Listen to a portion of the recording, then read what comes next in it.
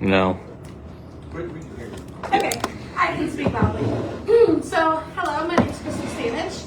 I am representing the Newcastle Henry County Renaissance Festival tonight. Have any of you attended the Renaissance Festival? This will make the 5th year of the festival, and we feel it has been a great asset to our downtown area. We've had a lot of community support, and we are here to ask that the city provide $2,000 from the Riverboat Fund to help support this year's festival. With all of the rising cost of just living expenses, performers have increased their prices this year, and we are wanting to grow the festival, make it even bigger and better, so add some more elements. So we are requesting $2,000. We do feel that keeping this festival free is at the core of our festival because of our community members who cannot get to other events like this. We are one of 4 festivals in the state, the closest being South Bend, Seymour, and Bowling Green, Indiana. So this is, if you've not seen it, it's a really great family-friendly event. Lots of children. We have aerial acrobatics, falconry shows. There are educational elements as well as fun elements. We really believe in this festival, so we'd love to keep it going. You do charge for booth space, don't you? As We do. vendors come in? $25 a booth. Is it a 1 day or 2 day? It's a 1-day event. So this year's budget, we're looking at $10,000. Have we approved the date that you're gonna have it yet? Has something- July 26th, yes. I have a habit of skipping over vital information like that, sorry. 10 a.m. to 4 p.m. Crystal, do you about how many people participate? We get somewhere between 2,000 and 3,000. It's really hard because it's an outdoor festival that happens over the 1400 Plaza and the Arts Park. We kind of sprawl over 15th Street and Summer Bay Street for the day. Who are some of the other contributors in terms of your budget? So we do get community sponsors. This is definitely all community supported. Some of our previous sponsors last year were downtown businesses like Ink and Nail. We had Ducam's other business. Ducam has been a huge supporter of the festival. So MRS also sponsored. We've had Destination Development. Corey's been a great sponsor for the event. Community Foundation. Tropical Shaved Ice. Phil Hinsey. Lindsey Brown Funeral Home. All in total last year, with Ducam support, we were able to raise about $5,000 in community sponsors. And then we have roughly 1,000 in vendors, and then donations. Have any other questions? We've supported this in the past.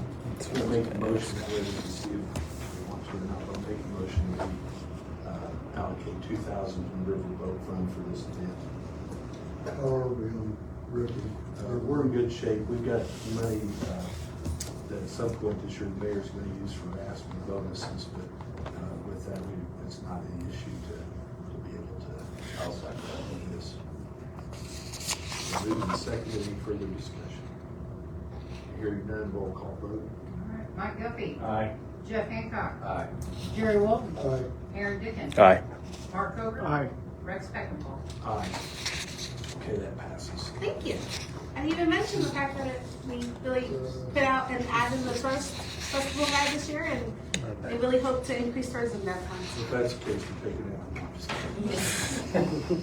Thank you so much. Does she need to be made aware of the process, go through I think she's done it before, haven't I have not been Oh. there. well, we can talk to that lady right away. Okay. Do you want me to email you? Sure, that would be great. I can email you. Okay. Thank you. Thank you, everyone. Okay, please come forward. I will have a presentation on our EMS department. We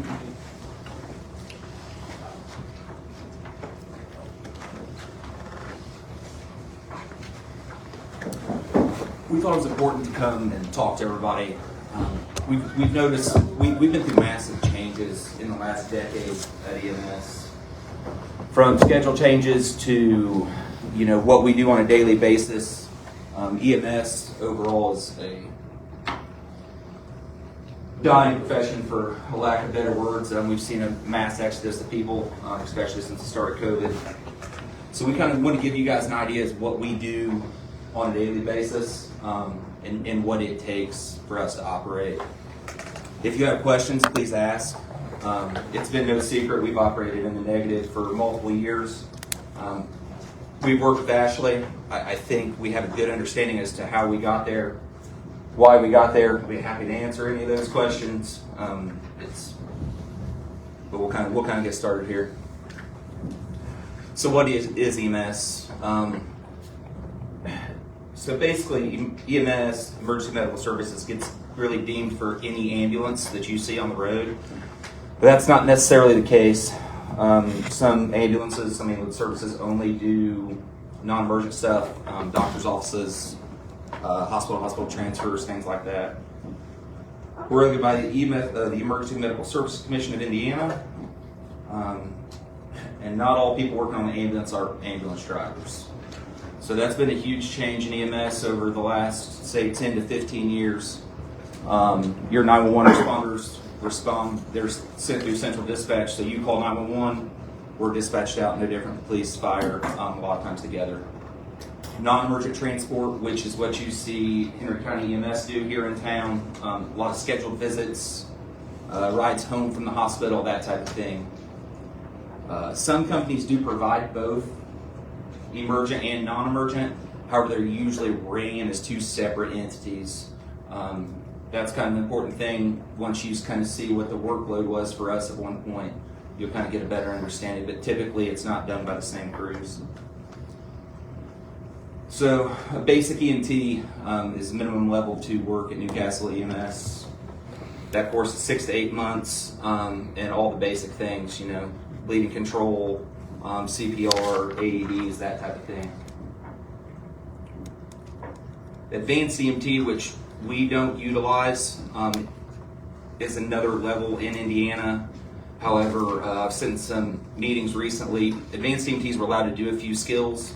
They took those away from them.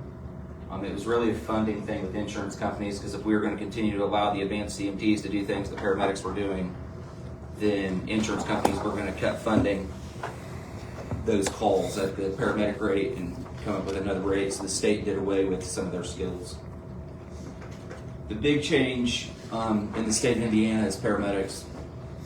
Back in the day, you used to be able to go to anybody that would teach a paramedic course and you could get a paramedic certification. Roughly 2013-ish, they went to a fully accredited college program, and it's a licensure now, which means there's very few places to get your paramedic. Reed Hospital ran their first class ever this last September. Other than that, you were looking to go to Indianapolis, Fort Wayne, something like that. That's caused a huge decrease in the amount of paramedics in the state. I don't have the exact numbers in front of me, but there's something only like 1,300 or 1,700 actual paramedics in the state. And that number's under 1,000 that have taken an ambulance call in the last year. So what it looks like in Henry County. Newcastle EMS covers everything that's not red or green. So Middletown EMS is a volunteer ambulance service in the northwest part of the county. They are the primary 911 provider. They are a BLS ambulance service. We respond to all ALS calls in their dispatch area. So if it sounds serious, chest pain, shortness of breath, we are dispatched with them in that area. Being a volunteer service, they do the best they can. However, there are times that if they aren't available, then we are the primary response to that area. The green area is Shirley EMS. They have a larger coverage area in Hancock County. They do around, I think it's 100 calls. I've got it on a slide coming up, but super small coverage area. So if you look outside of the green though, into Wayne Township and Spiceland Township, that used to be covered by Southwest District Ambulance, that went out of business. So we immediately picked that up to be the full coverage for that area also. Let's talk about staffing a little bit. So in 2009, we had 8 full-time paramedics.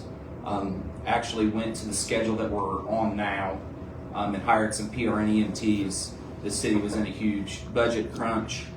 That cut out big overtime from the schedule that they were on.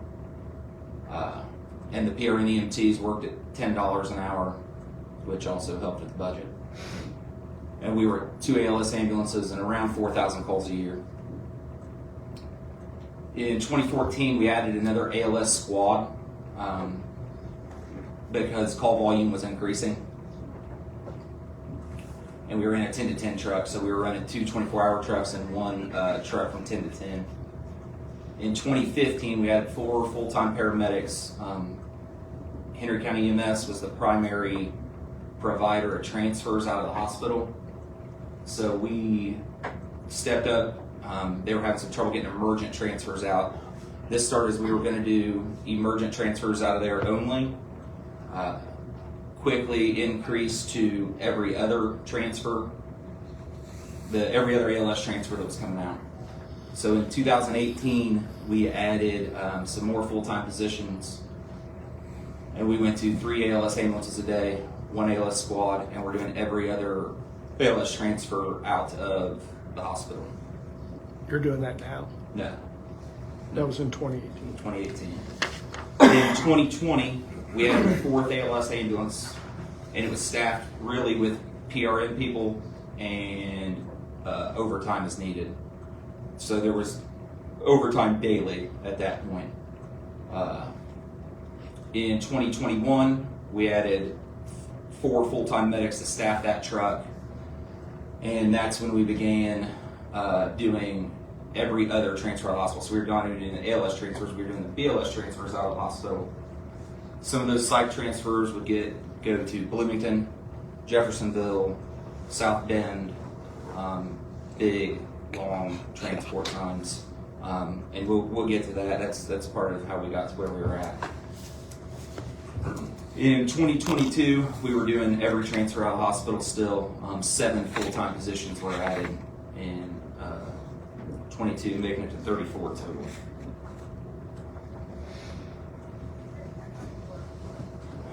We respond around 7,000 emergencies per year. 39% of those are in the county, and that number holds true for as far back as I can figure it. Current staffing is 2 paramedic chase squads. There's in SUVs and 3 ambulances staffed with minimum of a paramedic and an EMT, and then myself and Brian in squads. We stopped doing transfers in October of 2023. We found that it was costing us around $500,000 a year to staff the 4th ambulance to make it possible to do those transfers, and revenue from those transfers only around $400,000 for the year. So we cut that out immediately once we figured that out. Again, 39% of the calls, and we get around $300,000 annually from the county to provide anything outside of the city limits. This is just a brief thing on Middletown. In 2022, they did 812 emergency calls, 23, 718. They're staffed Monday through Friday. In the middle of the night, they're not covered. They're not staffed 24/7. We do end up with an ambulance up there a lot in the middle of the night. Shirley doesn't do near as many calls. They're around 100 calls. Typically, they're staffed from, looks like 8 to 5 Monday through Friday. Volunteer after that, they do a pretty good job of covering their calls. We're not in the Shirley area a lot, but the call volume is also not there. So let's talk a little bit about the call volumes. In 2020, we did 6,587 calls, and that was rotating the transfers with them. In 2021, we were doing every transfer out of the hospital. We were up to 8,880 calls. We were also dual dispatched on every call in the county. So it didn't matter whether Middletown had a crew or not, Shirley had a crew or not, we were dispatched on every call with them. From a logistics standpoint, that just doesn't make sense. Everywhere was having trouble making sure that they were getting calls taken. Chief at the time wanted that instituted, that we just responded on absolutely every call. Disregard us, they don't need us, but that was 8,880. In 2022, we started trying to cut some of this back and not being dispatched on all the calls. Also, Henry County EMS started taking some BLS transfers out of the hospital, so we were only doing the paramedic level transfers out of the hospital. That was able to cut some calls back, but still very busy. In 2023, Southwest District went completely out of business January 1. So we become the primary coverage. That's probably another 700 to 800 calls a year, roughly, in the Knightstown area. Newcastle Fire took some load off by taking lift assist in the city. We still respond to all the lift assist in the county, but City Fire handles everything within the city. So we started looking at, what really revenue we were bringing in, because we've always been told, the transfers make money because you're doing the extra mileage. Yes, that's true. However, it didn't offset the staffing for the truck. Also, a lot of these companies that do the transfers, if they take somebody to Indianapolis, they're picking somebody up in Indianapolis and bringing them back. Well, our crews are taking people there, dropping off, and getting back here to make sure there's somebody here to take 911 calls. So there's a vast difference in how that really should operate if you're truly going to make money at it. Middletown EMS, at this point in time, went to a little more staffing. They were doing better on taking their calls. So in 2024, we did 6,953 emergent calls. And we did 33 transfers out of the hospital to higher level of care. So we still handle all the hospital's emergent needs. If they have somebody walk to the door with a heart attack, stroke, major trauma, they call dispatch. We get dispatched just like a 911 call. We go out there and take those people to a higher level of care as needed. So there's been, contrary to popular belief, that people are sitting at the hospital because there's nobody there to do the transfer since we stopped. That's absolutely false. If there's any critical patients, we still take care of their patients, no different than you call 911. This gives you an idea on some transport destinations and doing those transfers. In 2020, I'm not going to read it all through there, but we put a big focus on, we don't take people out of town that don't need it now, because we kind of went to a no better term than you call we haul mode, where if your doctor was at St. Vincent, then we take you to St. Vincent. And minor things that can be handled out here. We've cut all that back, and obviously you can see the transports to Henry Community have remained about the same, but all of the outside transports we're not doing. That's a huge wear and tear on the vehicles. The savings in fuel was over $50,000 for the year on cutting out transfers.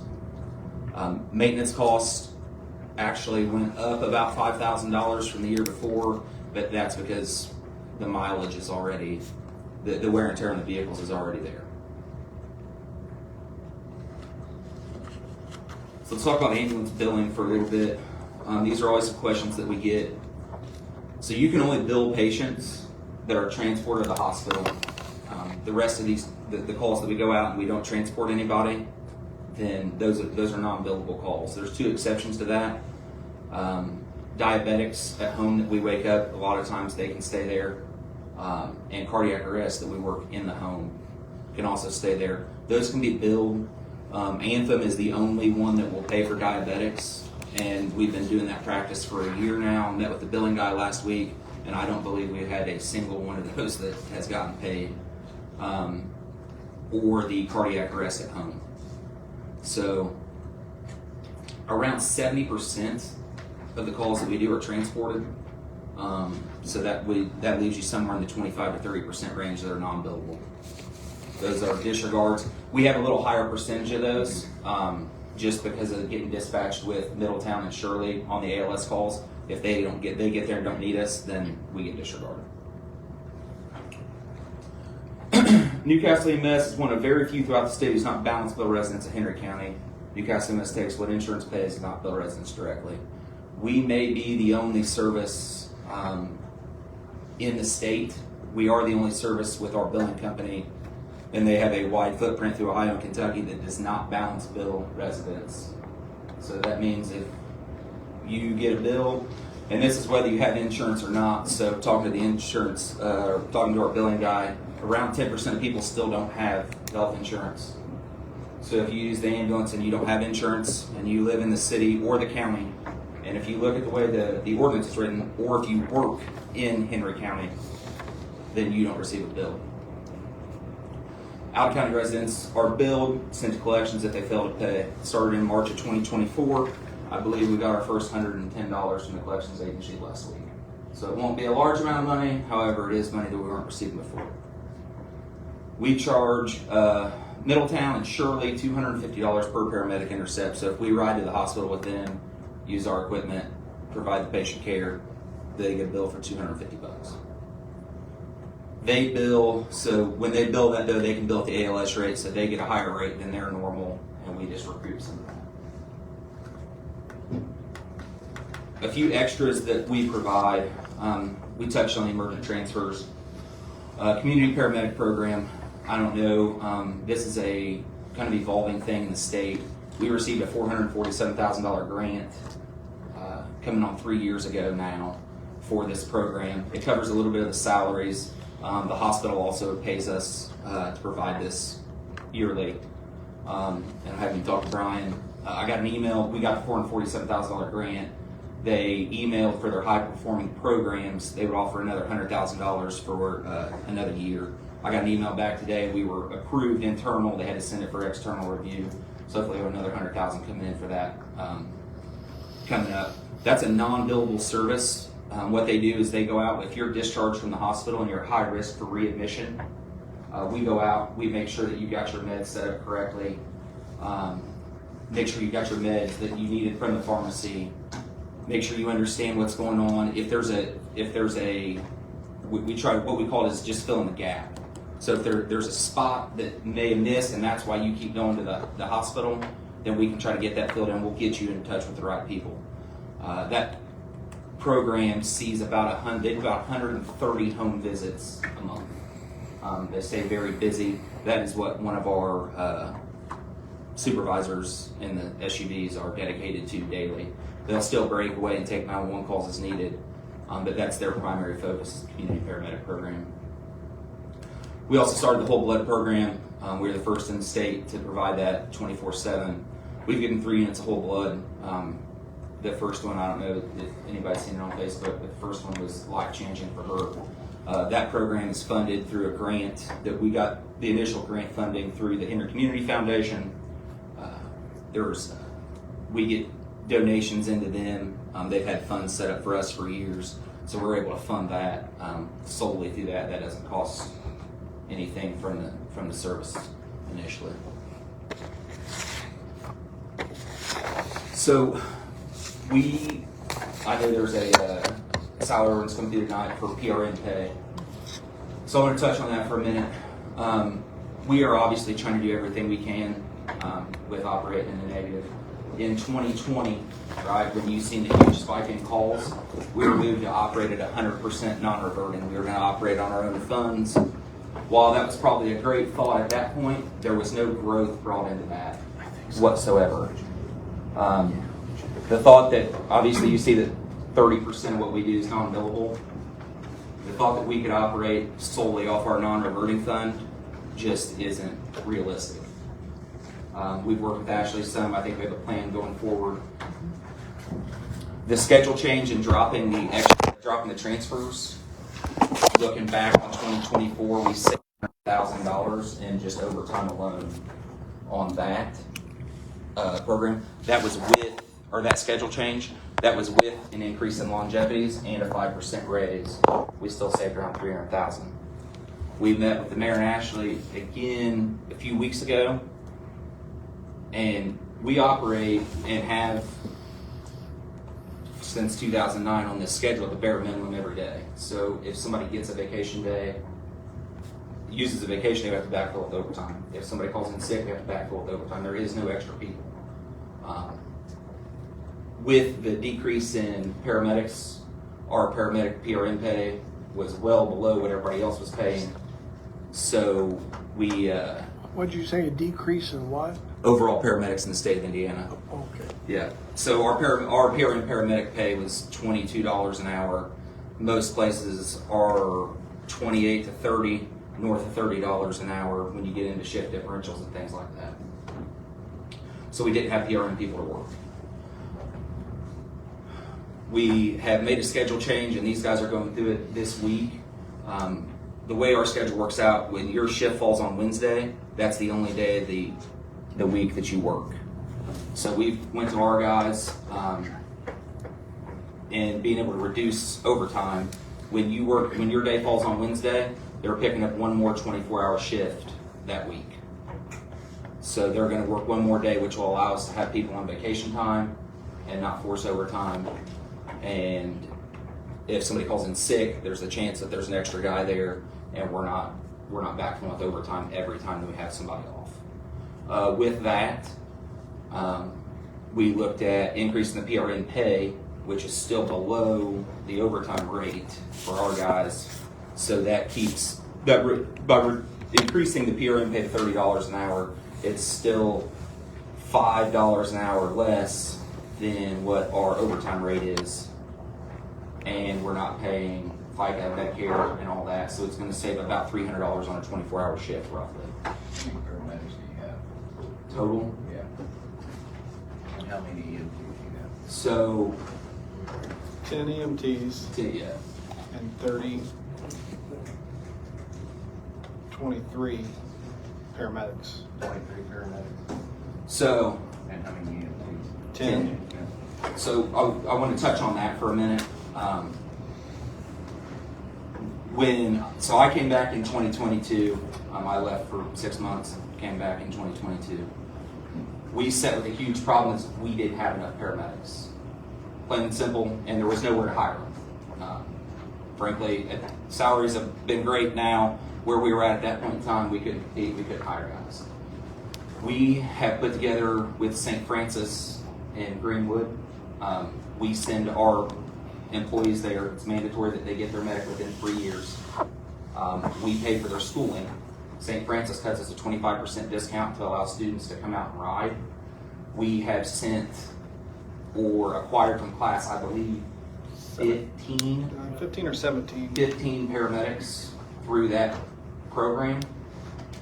And we have retained all of those people.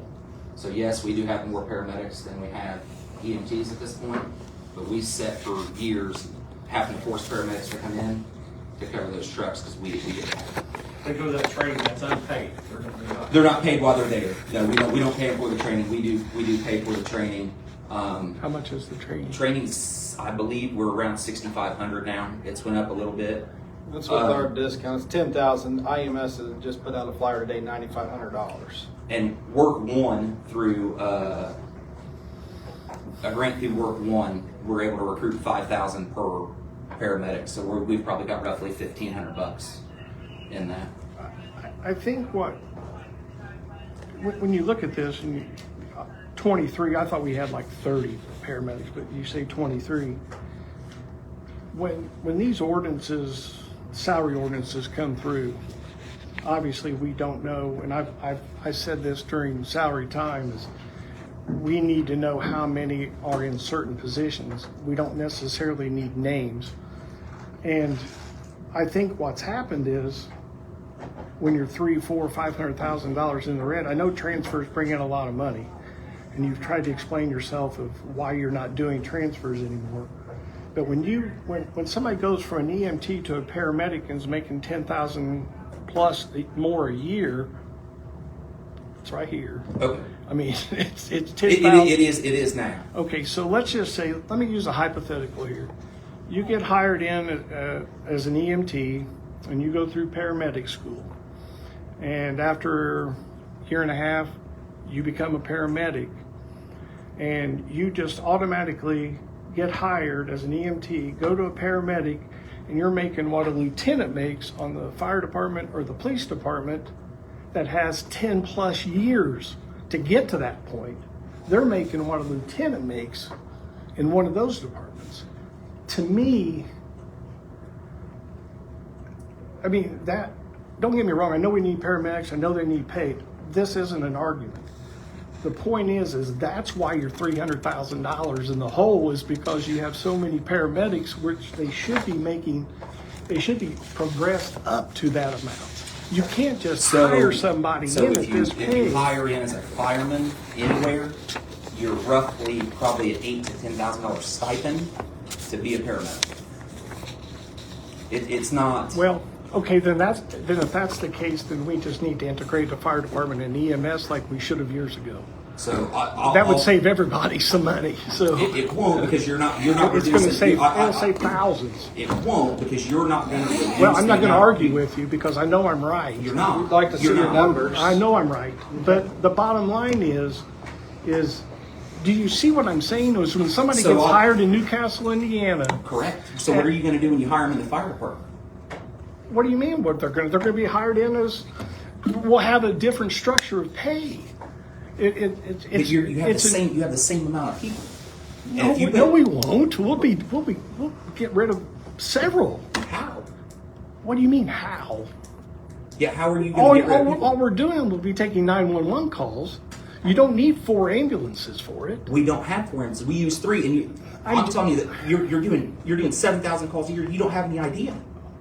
Okay, I don't work there, so Correct. let's just So back. I do take care. That's why I'm Stop! standing up I'm here. talking. Please, don't argue with me. Please, No, just don't argue with me. I'm not arguing with you. I'm telling you that's why I'm here. Well, Because okay, I've you're dealt telling with me this. what you're telling me, but I can read it on paper, and the only reason us 7 are here is because of finances. I'm not here to tell you how to do your job, because I don't know how to do it, and you guys all do a tremendous job. We 100%. But I tell you right here are the numbers, and that's the reason we're $300,000 or $400,000 in the hole. It's in black and white. It's not. It is. It's not, It's because you 100 don't understand. Maybe we need a. I don't know what I don't Let's sit down. understand. I can tell you that Go over all this. when somebody gets hired as an EMT and they're making $55,000 a year, and then boom, 6 months later they're up to $66,000 a It's year. not 6 months. So I mean, this may is be that fair to a policeman or a fireman? It's so this. That has to wait Two to. different jobs. Okay, if it's 2 different jobs, why did you Policeman, come up and fireman, complain and- about when the police and firemen got a raise? You complained. You complained all We 7 all of got us. the same rent. We all got You the said same you rent. deserve what they deserve. We You can't do. compare apples and oranges, Brian. You guys always have. You pay the policeman, the fireman, and the EMS all the same way. But you have for years. the But whole we time don't we've need been to. here. Maybe we need to separate that. That was our point. Okay, And maybe then we you guys do. all cried about it, so we gave you the raise. Okay, have you? I mean, Have you- it's all right here in black and white. I don't know what to tell somebody. Yeah, we're done. Have you completed? Okay, let's close this part of our meeting. Oh, you're done because you don't want to explain it? Oh no, I'll explain. I'll I explain think those that- things. I'll- I I mean, I don't know what everybody's getting so upset about. I did I'm just going by black and white. I did want to bring up one more thing. So as we've given raises and those type of things, we did it through Blow It. Yeah, yeah, that's taking money out of all the Lowit, increasing your budget, and you still can't generate enough revenue to balance a budget. Well, they've made those changes. Ashley, have that we this year- gotten any But money this has from been them? going on for 3 years, and we just now found out about it? If we hired them as a fireman and there's a fire, the firemen have to leave a unit, somebody laying on the ground, it would not eliminate near as many people as you think it would eliminate. But the structure of it would just, Yeah, we're going. I mean, every community around us our size does it. I just don't understand why we can't, because they can do what they want to do, and it's in black and white that they can't afford to do it the way they're doing it. It's just that simple. Why should they hinder all the departments in this city when we're millions of dollars in debt with the health care, And now we're having to worry about an EMS that's $400,000 or $500,000 in debt. It's a mess. We've not received any LOIT money into our non-reverting. No, you can. It's against the law. What? So it's against the money for us to get LOIT money? Into the non-reverting, it's for salaries. The salaries are paid out of the non-reverting. I think it's time to move on. I just You did a nice presentation. don't. Okay, then let's just do it this way then. This is February, so come back in October 1st and show me how much money you've saved. Okay. And I mean, They will. to the point. No, I mean I'll that's break down to fair. the cent for you. That's Break it down to the cent. cent and find out how much overtime you're saving and prove to me that this is working and prove to me that we're not still $300,000 or $400,000 in the red come October 1st. Okay. Okay, fair enough. Thank you. Thanks, guys. Rex, could we not ask for, Mark's bringing up good points. I hope I brought up good points. This presentation, can we put a group together to discuss this outside? Well, This we can council room. We can discuss it in Finance. So that- I don't want to get Committee. involved. I don't want to get involved in day-to-day operations. No, Heather. I I don't, because understand that. these men and women do But I just wanna make an sure- absolutely amazing job. I'm I here. understand I'm that here for the you guys are on the finances of the same city. page. The finances of the city is the only reason I sat here. I'm not going to argue what they do. It is 1,000% off the charts. Word, Mark. Off the charts. I just think it'd be wise to sit But down I- out of this setting. I think and it just, You guys have the it conversation. behooves that us you're not to get the trying wool have. pulled over our eyes when we jump through hoops and sign our names on that lit line, to increase it, and then still seeing we can't balance a budget in a 2 or 3 year period of time. And there has to be an answer. And that's why I'm saying this. There just has to be an this answer. Conversation, we'd be better Every other served department has a balanced outside budget. of There's this. no reason why they shouldn't. We'll have a couple of finance committee meetings, and we'll sit down and we can discuss it. I think that's a better environment for that discussion. I will say And one we'll thing. report back. I ran into Mayor Neff when I was with this administration, and I asked him if EMS was in black and red. He didn't really remember. 2 weeks later, he notified me it was in black when he left office. Got to transportation, I had a lot of concern about because the extra staff, the extra manpower, benefits, is it profitable? Well, they assured me it was and all that stuff. So it really hurt Henry County EMS because it took away a lot of lures. And truthfully, at that time, I felt like maybe the city should just do emergency service and let the county do the transport and all that stuff. So I think over a period of time, this is where we're at. Well, you get to the fact of, let's just take Anderson. Anderson Police and Fire, Anderson Fire and EMS are combined. They do not go outside the city limits or outside the township of Anderson. That may be our next step. And and that would solve all of our problems. But we all have friends and family that live outside, that need whatever it is, ALS or BLS or whatever it is. But you know what? If we do that, that's fine. If not, maybe we need to charge more than $300,000. Maybe it should be That is maybe absolutely. So maybe it should be $2 million. Well, I have that number, and I've talked to him about it. Like the number that the cost. I think we need to Because seriously consider that. I'll just be honest with you. You're decades into this problem. Okay. Oh, no it doubt. never should have ever went to 100% non-reverting. That wasn't feasible. Okay. I agree with It that. I'll agree with absolutely you. never should have happened. Wages, the benefits alone. I've already talked to Ashley. The benefits alone, it never should have happened. Right. We're dealing with decades of problems. You should have been charging the county in 2004. Nobody's ever did it. Those are so. Since me and Brian have been there, we've gotten $300,000 from them. Because they all thought you were making money on transfers or You're something not. else, and you're not. You're not, right? But you're providing a service. So I think we need to.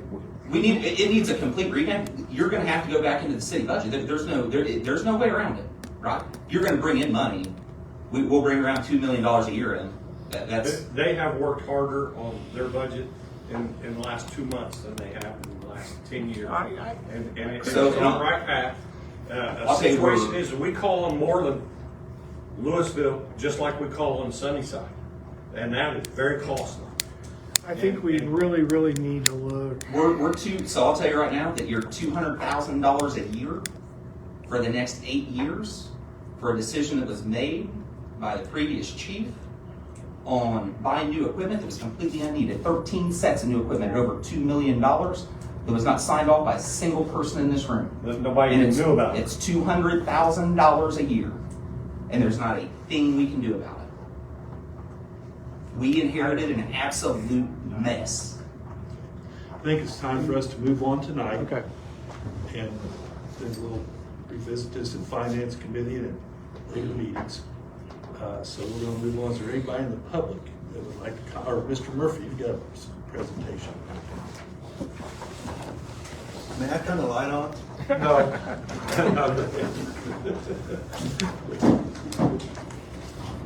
You didn't, I was worried you didn't turn it on. Thanks. Thanks, guys. Thank you. Thank you.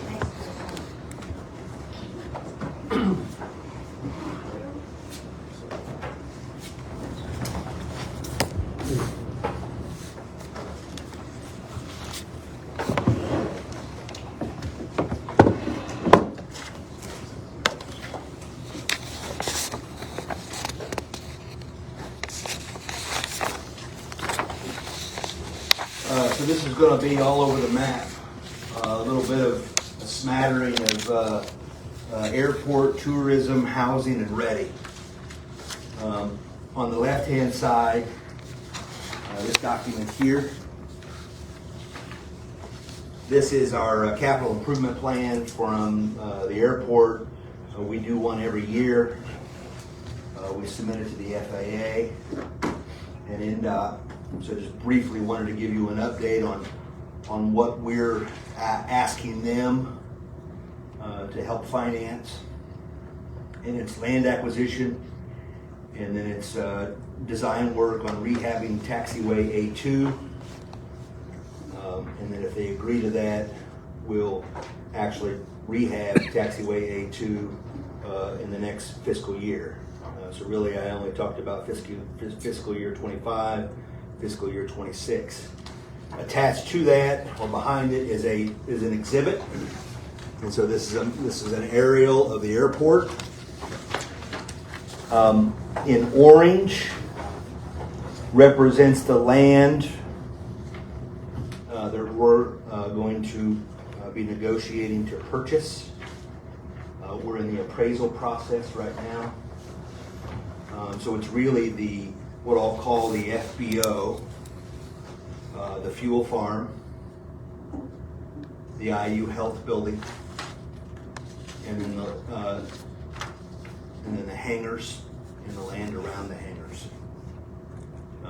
I put an X through that rectangle on the right-hand side of the exhibit because we are not going to acquire that. And then the rehab of taxiway A2, that is the yellow. That is the oldest piece of infrastructure out there. And when you compare it to our runway 1028, A2 needs some work. It needs some work. The Board of Aviation consists of myself, Paul Jansen, Don Cummings, Tom Green, and Keith Pritchett. I'm the only non-pilot on the board. And I think I've shared with you, I learned something every meeting. The mayor attends those meetings and has been a big supporter of the airport. We're funded through your budget appropriation process. So it had been a while since I've given you an update on the airport, so I wanted to do that. So are we behind schedule over the acquiring the land? We're a bit behind. Okay, trying to remember back. And that has more to do with the FAA grants than it does us. Okay. They're very much on board and have been for a number of years that, for this airport, that airport wouldn't be there without the Marlatt family. And so it's a public-private partnership. But really, once the new runway, which is now 8 years old, once that was completed and open, when we talk to our FAA reps, they're very interested in the public side owning all of the property out there, and so we're moving forward. So the runway 1028 is finished, correct? Has the taxiway or taxiway A? Taxiway A is the old runway, Yes. and then runway 1028 is what we'll call the new runway, but the new runway is now 8 years old. Yeah. I need to get out and look at it. I was taking flying lessons before my daughter started at Franklin College and had to drop out. We used the taxiway A. 9/11 came in too, triple the price. But I need to get out there and look at it. The newest infrastructure is the expanded apron, which is the basically a concrete parking area for planes. That's the most recent construction project out there. As a result of Lifeline being located at our airport, through a partnership with them, we have automatic weather reporting system, and the pilots love that. And so that's an added feature that improves the marketability of our airport to the aviation So Is that world. a relationship with Mount Pretty Rivers? Yes, yeah, as far as I can tell, it is. You see it as something that's going to be there? Based on IU Health's renewal of their lease, I think they plan to be there for a while. Other questions regarding the airport? So if we acquire these two blues, Oh, yep, and that's down the line. yes, will that make us will that get us to 5,000? Isn't that the goal? It is the goal. We're close. That's all I remember. I don't. Yes, you should, yes. Okay. 5,000 is the chicken or the egg, though, with the FAA providing 80% of the funding, the state providing another 10 or 15% of the funding. So we have to keep that in mind too. Is, most of the capital projects out there are either a nickel or a dime coming from the city, and the rest of it is coming from the federal and state. And so I can tell you that they're not interested in funding an expansion to 5,000 feet right now. But what we're doing is we're putting in the infrastructure, i.e. the apron, i.e. the automatic weather reporting system, so we can accommodate larger planes and therefore build the case that we need to get to 5,000. As of right now, how large is the plan? I told you that I was the only non-pilot. So I So you don't own I don't know. Jets can land there. Small jets can land. If you're a good pilot. The next item in that folder is just a very brief tourism. This is hot off the press. The state provides each county with a snapshot of the tourism's impact. And so spending by visitors, this is from 2023, so it lags a little bit in terms of data availability, but spending by visitors was about 43 million. Spending growth was 8.3%. So on the right-hand corner of this document, we're ranked 24th in our growth, in terms of the percentage growth, higher than the Indiana growth, higher than the Indianapolis MSA. So really pleased to see that impact of growth in tourism. From a practical standpoint, where I see that is the number of Airbnbs or the number of homestays coming online and then their occupancy rate. On the right-hand side, I want to give you an update on a housing project. It is outside the city limits, but it is served by municipal water and sewer. The proposed name is Sam Hall Estates, although Sam is not the developer. He did own the property, but he sold the property to the developer, which is BCT Properties LLC. So this is up near 200 North and State Road 3. It's 65 single-family homes over a 4 to 5 year period. I've given you kind of a layout. And I've given you a couple, what I'll call potential floor plans or a representation of what the homes might look like. Emphasis on potential and might. These are double-sided. You can see the floor plans there.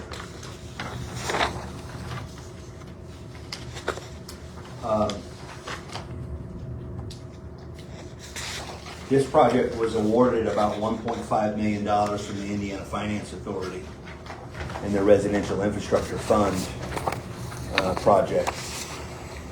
The primary reason for that award is they are ready to go. They're ready to move forward.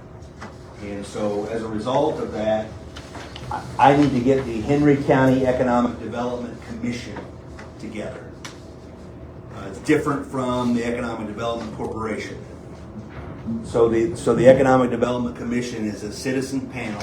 It's 3 members, a nominee from this body, a nominee from the county council, and a nominee from the county commissioners. And then the county commissioners appoint all 3. Your nominee historically has been Mike Broyles. I talked to Mike. He's willing to serve again. So that is one action item that I would like for you to take up tonight, is to reappoint Mike to the Economic Development Commission as your nominee. So We can take care of that right now. I make a motion to reappoint Mike to the commission. I'll second that. And second, anybody have any objections or discussion? Okay, roll call vote. Mike Duffy. Aye. Jeff Hancock. Aye. Jerry Wolf. Aye. Aaron Dickens. Aye. Mark Coker. Aye. Rex Fagenthal. Aye. thank you. Thank you, Mike. The other item is I typed out a ready update. We got ready 1, we've got ready 2, and so I'm not going to go through this in detail, but I wanted to give you a status update on ready 1. What are the projects? What were the projects? Where they're at? And then ready 2, what we think is going to happen, how much and where. I have attached to the text 2 visuals or 2 graphics, and that relates to item number 4 or project number 4 under Ready 1. It's $975,000 in Ready 1 funding for the expansion of water and sewer to support our industrial park. It supports the growth of Boar's Head from a sewer standpoint. It also gets water to what we call Dubinger. Is that and that's for business, that's not residential. Correct, it's for business. And so I've given you an aerial of Dubinger. We've expanded our industrial park. County Redevelopment Commission purchased this ground a couple years ago. We went through the rezone process. But if we don't have water and sewer, then it doesn't matter. And so I'm really appreciative of the city utilities working with us, the Ready 1 funding, and then the County Redevelopment Commission matching that. So really it's a $1.8 million project at minimal cost to the utilities. And it gets us water there. And it's also part of a larger strategy to get sewer there, although we'll have to do some more work. But what I'll call phase 1 of sewer helps Boar's Head, but it also builds capacity in the pipes down the line, so we can have sewer over in Jupiter a little later on. So that's an update on Ready 1 and Ready 2. So just a quick question, when you talk about sewer, is our sewage treatment plant able to be good to handle water? Wow, 3 years ago, we needed $33 million. We still do. Everything, it only uses a little over a third of its capacity. Okay. Not the size, it's the equipment. Okay. It's got plenty of capacity to use these new parts. Thank you, Corey. Yeah, thanks for letting me have a few minutes. And thanks for sentencing Mike to more service. Every 4 years. Let's get Pop Super. Okay, anybody else in the public wishing to come forward? Okay, seeing nobody, we'll move on. Mr. Guthrie? Okay, now I'm gonna go back to the sewage treatment plant. Say I have a business in this town, and I'm sure if I go over my, go back into the system, discharge, I probably would charge extra for that, correct? Say that again now. If I have a business, a big business, let's just say I have a big business, it's a pretty big business, and I'm discharging quite a bit of wastewater. So I'm sure that we do an overcharge, we charge for that amount. It's based on the water going in. If it's so big, it has a meter coming out. Right. And they pay Yep. equivalent to whatever their discharge. And that's understandable. Yeah. I'm glad we do that. But the other thing I've got on that is, does that money stay with the sewage treatment plant? Yeah. All of it? Yeah. No, it wasn't quite what Steve Dickerson told me a few years ago. Not what quite he told me 2 weeks ago. $50,000 is all that's agreed to stay there. So my comment is, where's the rest of this money go? If we have a disposal plant, a sewage treatment plant that needs $33 million to bring it up to par, we're getting several $1,000s in overcharges. And they're only allowed to keep 50,000. That's not a state law. So where's the rest I'd of the have to money? know the specific, what specifically we're talking about. I don't know. It comes into the water department, and then the water department disperses every penny that's supposed to go to each department. Whether it's trash or the state's water department or it's sewer, it goes to whatever department. There's no excess I mean, we can do a breakdown and. It's gonna be in one of those three funds. It can't go to general. Yeah. So it's gotta be in one of those three. But my question is, why doesn't it stay with the sewage treatment? Well, it does. Not why we. Well, we need to get more specific and we'll get that, put that on paper, and we'll show you the numbers. I was told 1 month, $241,000 of overcharges to a business in town. That's business that's on the sewage. 1 month. 1 month. I got how it's received in. 50% sewer, 30% water, 10% That's an storage, ordinance, isn't it? 10% sanitation. So it goes there, but there's sewage, storm, and sanitation. Right. So even the overage, so they, number one, they get an invoice just like residents, right? They pay the water department. So even the overage that's specifically sewage would be susceptible to that percentage breakdown, I would assume, based on what you just said. But it can't go to general fund. No, it's. I would hope not. It's only the bank. Yeah, you can I would adjust hope. all of it. I'm just saying what I've been told, just Right. a few things that I think maybe we need to look at adjusting some of the percentages, maybe to build their fund, as long as it doesn't hurt.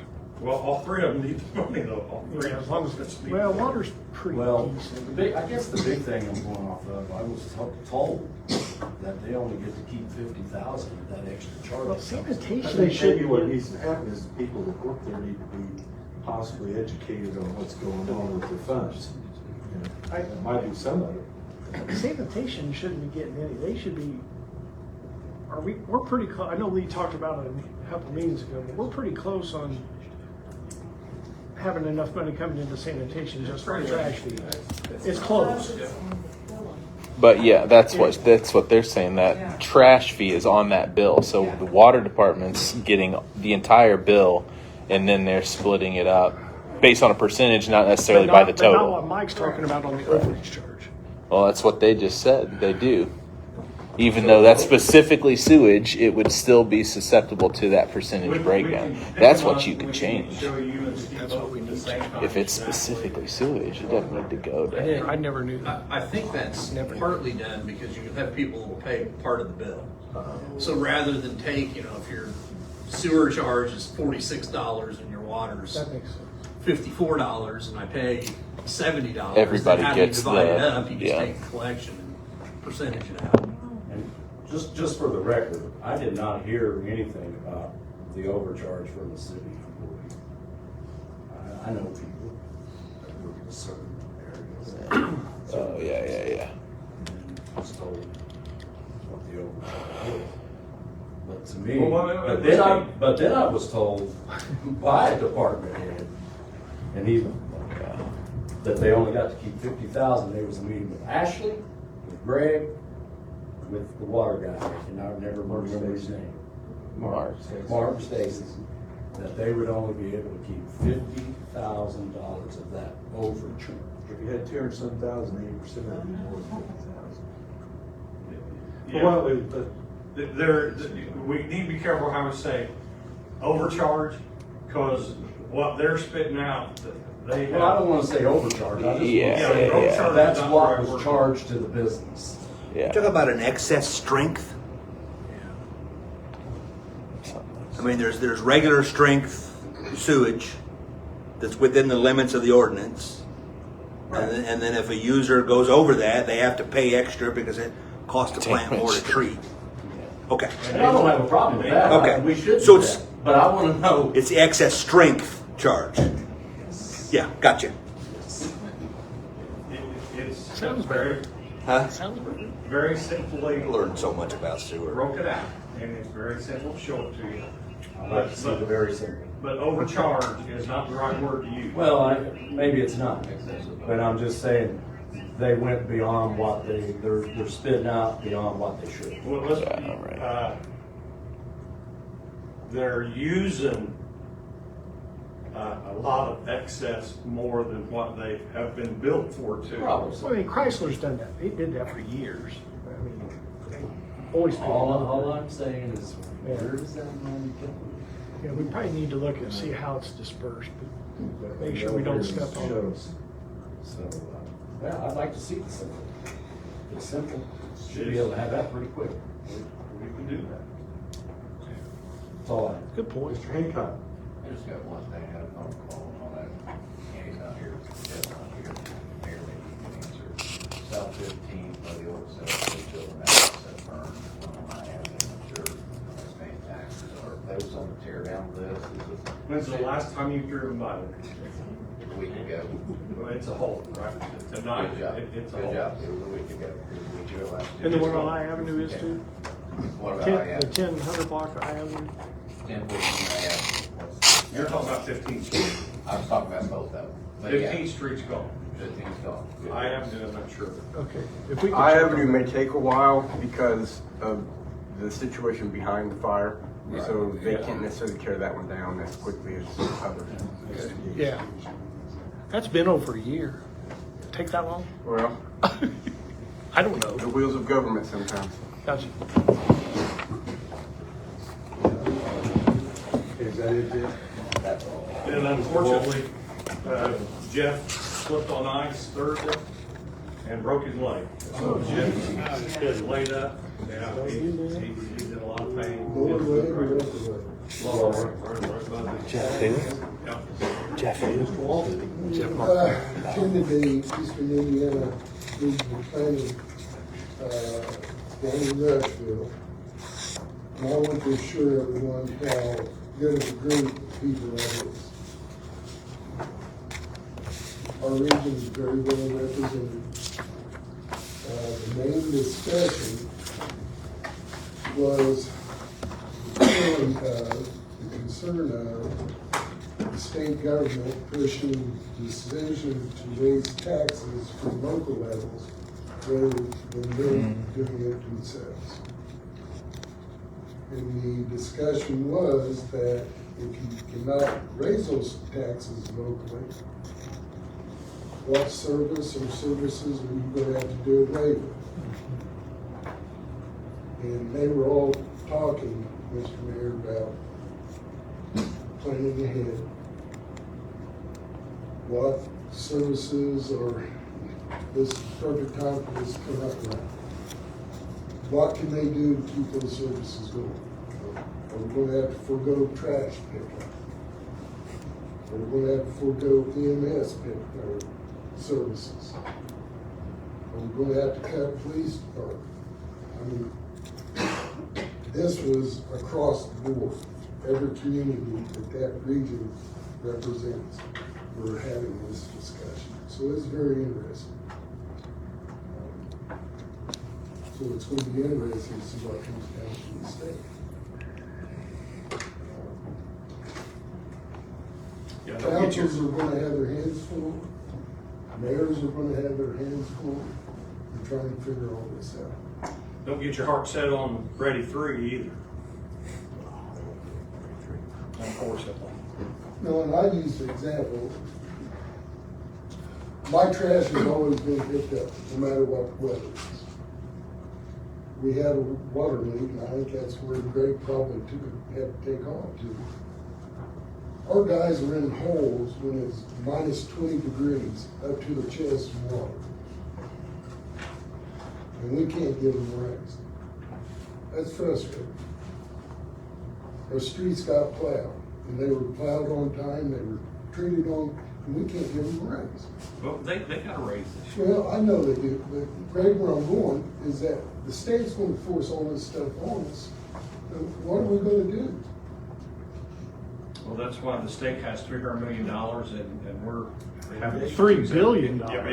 Billion.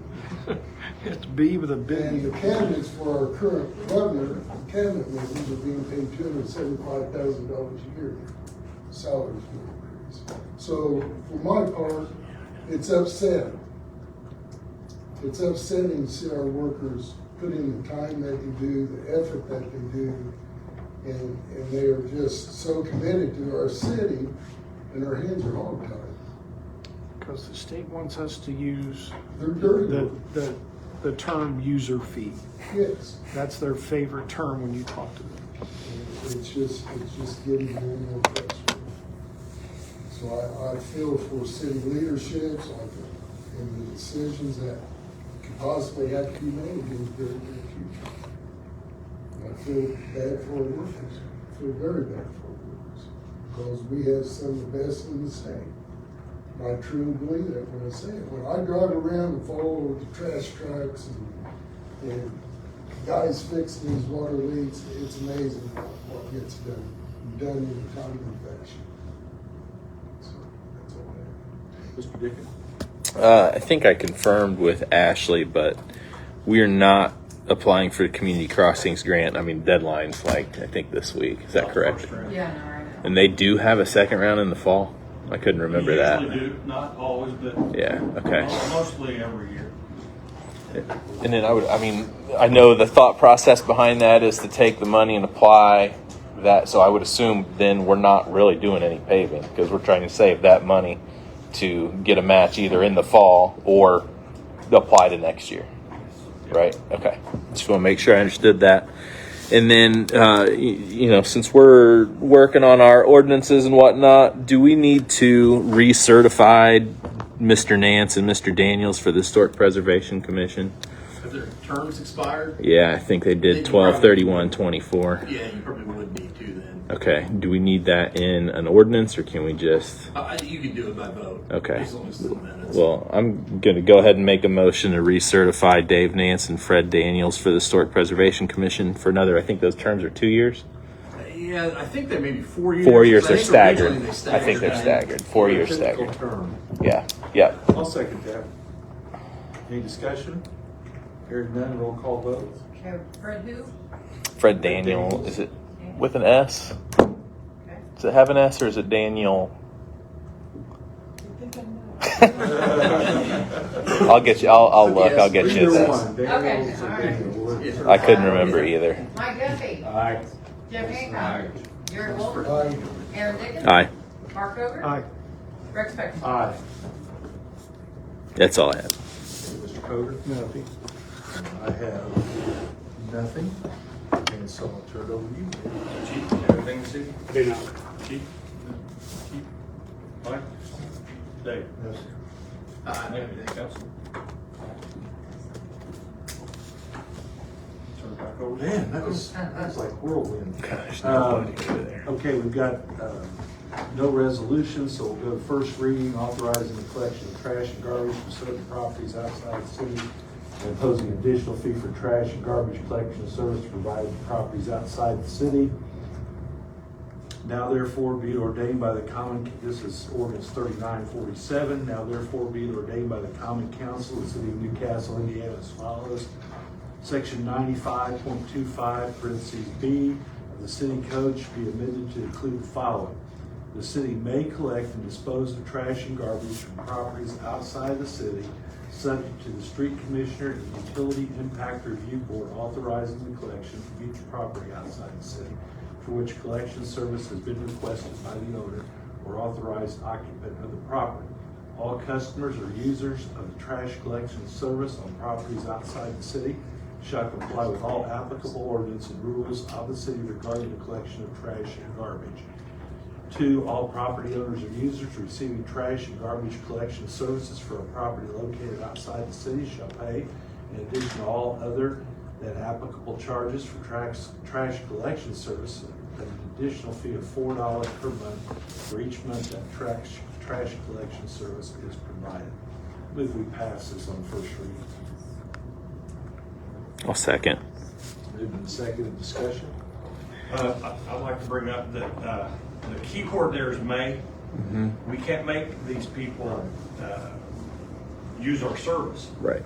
And if we go door to door and let's say that we only get 10 people that say they want to do it, is it worth our while to do it? So I think we either need to table it or keep in mind that it's may, not that this is etched in stone that it's going to happen. This is that it could happen. Another question I have, does this include leaves and tree limbs and things like that? How are you going to Well, decide that's something else that needs to be, it's not snow removal, it's not. It's just not trash. leaves, It's just trash pickup. And that's all this ordinance says. Yeah. Doesn't say you don't do anything. And I guess one other thing to consider too, people that are outside the city limits would be free to discontinue city trash service at any point too. So you could start out that you have 90% of the customers, and then a Right. profit carrier could decide, okay, I want to come in and charge less than the city and pick up those customers. And then you could turn out to have, 30%. So you answered what I was gonna ask, but also on the second part of that, have we made any contact with these people? With these residents? It came out in the paper last time, and Lee said that he's had a few people calling, inquisitive about it, positive about it, but So are we gonna go beyond the newspaper and do some kind of? Like direct mailing. How's that gonna be communicated, because not everyone takes the newspaper? I've talked to Rumpke today. Is all of them on the water bill? All those people will be on the water bill. The only people that we're moving into their area are people that are already on billing source, which is our water. So we're gonna send out some kind of information. Plus, Rumpke has bought Big B. So Big B is sold out totally, completely, pickup and the field, the landfill services.